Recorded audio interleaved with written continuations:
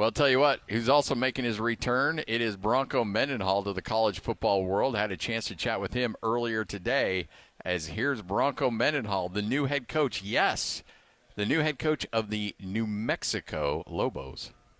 Coach, there were a lot of jobs out there that I thought, you know what, this might be a Bronco job. This might be a Bronco job. I didn't have New Mexico on my bingo board for you. What was it about Albuquerque that said this is where I want to get back into it?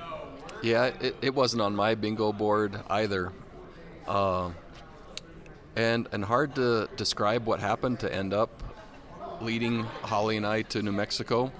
I think ultimately the chance to make a difference at a place where difference and change is needed was pretty compelling. I love developing young people for sure. I love the impact and influence. But I also, on a broader scale, organizational change and I would say igniting and having a football program maybe the catalyst to a more vibrant community. And again, scale and impact and change being able to happen maybe at that level in addition to the player level. Plus I like challenge. And so all of those things kind of came together to maybe have the bingo board arrive, where it wasn't really on my radar either to start.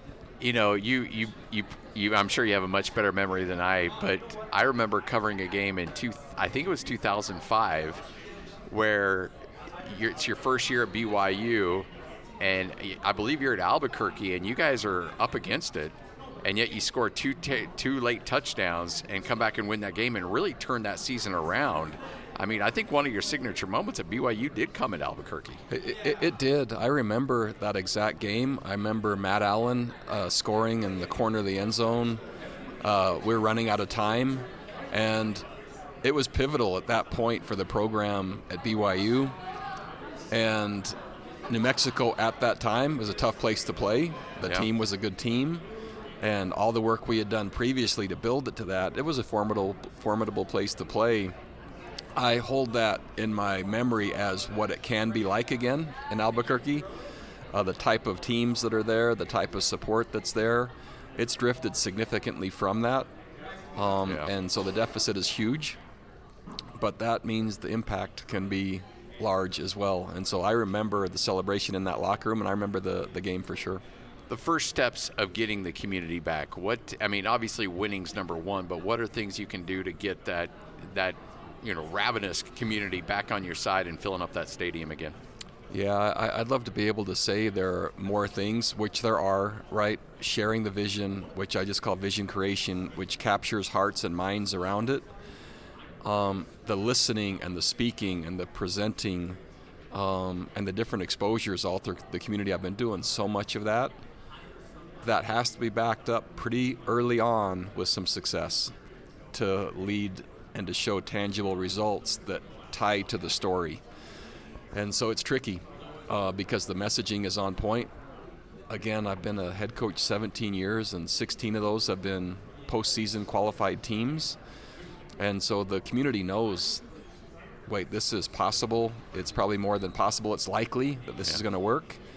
But yet, there's been a disconnect for success in New Mexico football for a long time. And so there's that bridge of enough success with the messaging and the track record that all has to come together. Could it happen without immediate success on the field? Yeah, it's just going to take longer. And so that really becomes the issue, is not if this is going to happen, it's when and how long. The landscape of college athletics is just upside down, and it's gotten crazy. With collectives, NILs, everything that went along with it. It would have been really easy to stay on the ranch, do the podcast with Matt, and just chill out and not be knee-deep in all this craziness. What has that been like coming into this new world of where players are being compensated and everything else that goes along with it? I think, though, I was asked earlier today, that's been the biggest change, what the job is like now. I've probably done more financial work in the short time I've been at UNM than both at BYU and UVA combined. And so finance is now right in the middle of college athletics. And quite frankly, Without it, you're going to have a very difficult time succeeding, not only in attracting players, but retaining players. And that has to be on a consistent basis versus whatever those demands look like going forward, which we don't know yet. That is a completely different part of the job than it's ever been in place before. And so you add that to the transient nature of players with NIL, and I would say coaches, with 7 new coaches in the Mountain West this year. The schedules that college football coaches have, this isn't looking for sympathy, but they're much different. The work and the time was significant before. When you now add the financial strains also, it's a different job. And so the NFL is looking more appealing to many college coaches. College coaches that have been head coaches for a long time are now seeing this as a good exit point. I chose to come back into in this context and environment. The name, image, and likeness is a component. The transfer portal effect is something different, and they're tied together. I've never seen as much tampering and offering of players on existing teams money, especially now from Power 5 schools to Group of 5 schools. Our roster alone, we've turned over 60 players since I've arrived, 43 scholarship players. This is in about a 6-month period, 17 alone since the end of spring practice. So the idea now that next year's roster at New Mexico will look like this one, it's much more, there's a AAA baseball team that plays across the street, the Isotopes. Really, Group of 5 football and maybe Power 5 football looks a lot more like minor league baseball rosters, where the players change so frequently. What will this year's roster look like, where you don't really have a chance to as much track a freshman as they come in and they redshirt, and then 5 years later they've graduated and you followed their whole career at your institution. Unfortunately, I think those days are gone.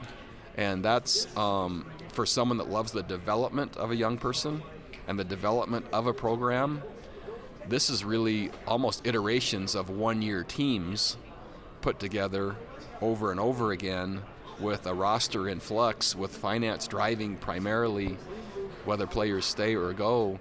And if you're able to get deep enough with your team as a leader and have enough consistency, then possibly the principles and the relationship will hold them longer, within reason to what price they're being offered. And so the dynamic is really different. And yeah, it's just, I mean, as a coach, I can't imagine the frustration of, wanting to develop and putting the resources into the recruiting development and then lose a kid after a year or two. And I just, and you want to be happy for the kid for, being able to set up his family a little bit, but also it's like, it just, I don't know, it's hard wrapping your brain around it and feeling like this is good for college athletics. It is hard, and I've wrestled with it as well, and where I've kind of come to, again, I'm talking Group of 5 football now, and I'm talking Mountain West Conference.